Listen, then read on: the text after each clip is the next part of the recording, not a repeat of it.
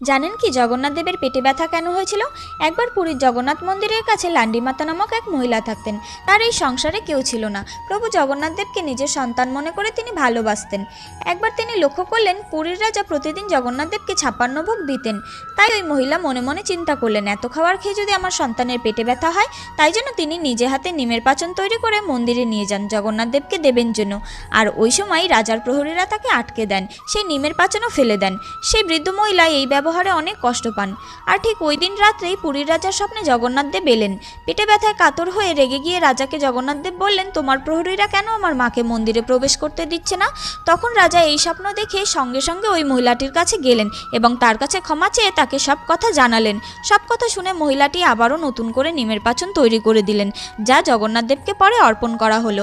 আর সেই থেকেই আজ পর্যন্ত জগন্নাথ দেবকে 56 ভোগের সঙ্গে দেওয়া হয় নিমের পাচন। ভিডিওটি ভালো লাগলে চ্যানেলটি সাবস্ক্রাইব করে সাপোর্ট